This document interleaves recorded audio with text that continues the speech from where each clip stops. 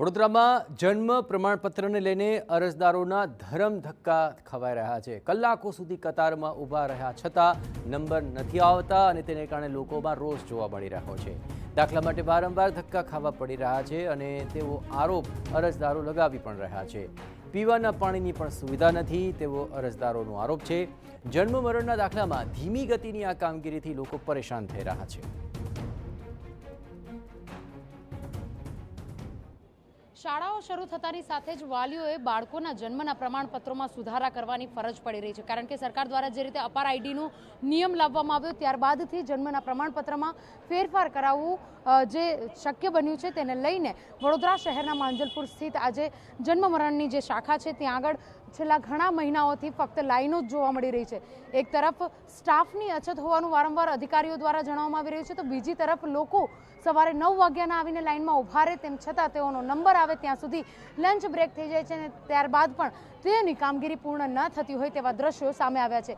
જે રીતે વડોદરા શહેરના અનેક વિસ્તારોમાંથી આવતા તમામ લોકોને આ જ સ્થળ પર જન્મના પ્રમાણપત્ર માટે આવવું પડતું હોય છે, ત્યારે એક મહિલા છે, વાત કરીશું। આપ અહીંયા જન્મના પ્રમાણપત્ર માટે આવ્યા છો? હા। કેટલા વાગ્યાથી આવેલા છો? હું 9 વાગ્યાથી। શું જવાબ શું મળી રહ્યો છે? હજુ લાઈનમાં જ ઊભા છે। તકલીફ કેટલી પડે છે? તકલીફ તો ઘણી પડે છે, 4-4, 5-5 ધક્કા ખાવા જ પડે છે।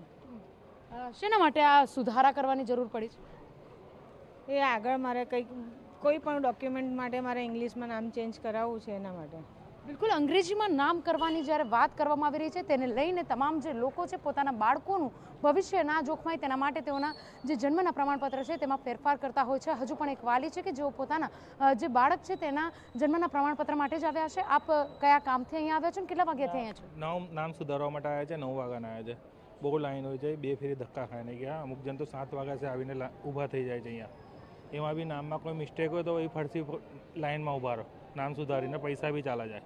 કોઈ ગાઈડન્સ આપનાર વ્યક્તિ અહીંયા બેસાડ્યા નથી કે જેના થકી નાગરિકોને મુશ્કેલી ના પડે? એવું કોઈ છે નહીં અહીંયા।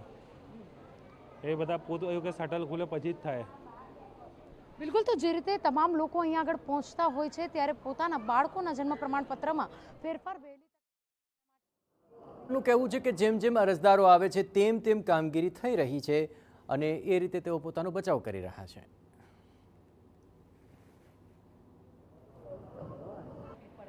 અમને તો એવું કશું નહીં બેન, લાઈનમાં આવે છે એ રીતે કામ કરીએ છીએ। રોજના કેટલા અરજદારો આવે? રોજના 200 પ્લસ તો ગણવાના, 200-250 ને એક ફોર્મ પૂરું કરતા કેટલો સમય લાગે? વાત તો બેન એમને જેવું કામ હોય એ પ્રમાણે હોય। જો નોર્મલ કામ હોય તો ફટાફટ થઈ જાય, પછી બહુ મેજર ચેન્જીસ હોય તો થોડું એમના એવું કે છે 3-4 ધક્કાઓ પણ ખાવા? ના, એવું તો કશું નહીં બેન। જો અત્યારે અરજી આપી દીધી, હવે છેલ્લે ફાઇનલ એમને લેવા આવવા, બસ એ જ।